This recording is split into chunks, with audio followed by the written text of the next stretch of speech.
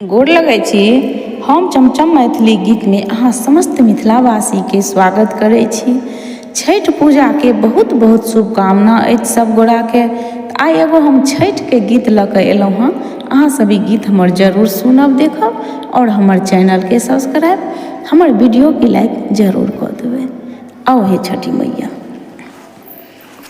हाथ साट कोनिया दीनानाथ पैर खरा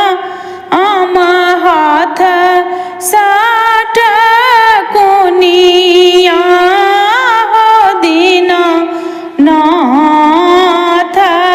पैर खरा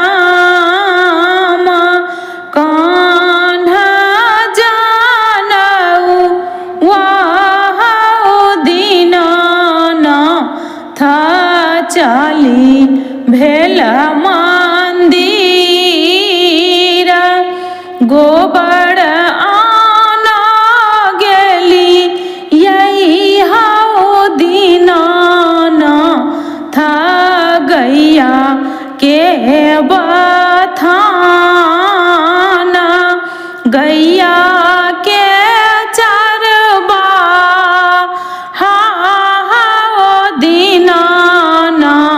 थालेला लुलुआई दूर रहू दूर गे बाझनिया आमोर गैया हो ये तबा झो तो से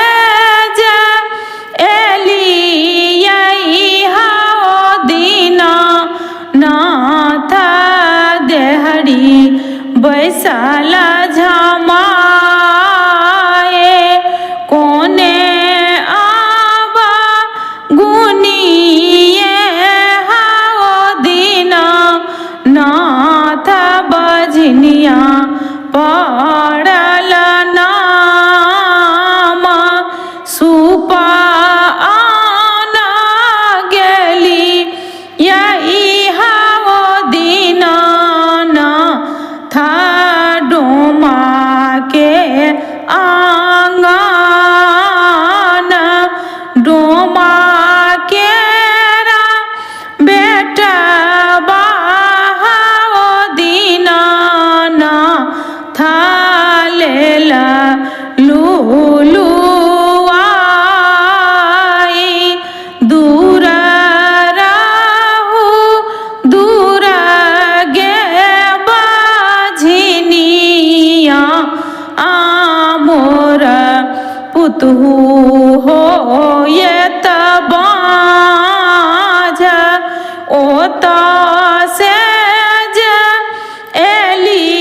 यही हाओ दीना नाथ देहरी बैसाला झमाए कोने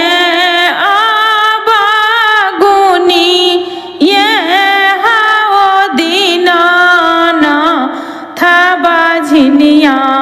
पड़ल ना माँ दीपा ले सा गेली यही हाओ दीना नाथ चुटकी की खियाल दीपा ले साई ते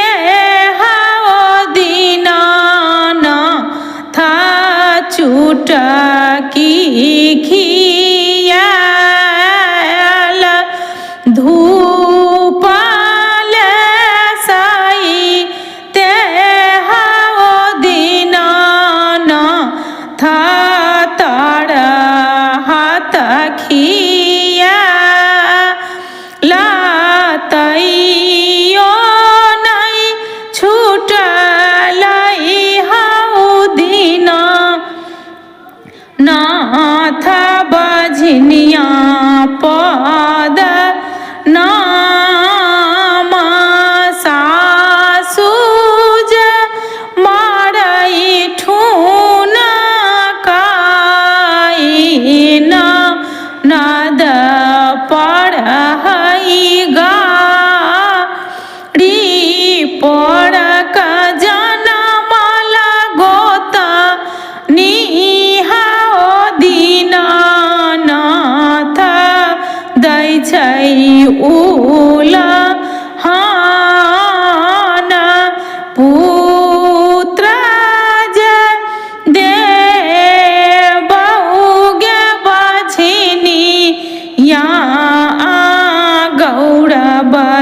जुनी कर पुत्र देबहु दीननाथ छिन जुनी लेब बाँधि पद छूटतै हो दीननाथ मारुछनी पड़तै न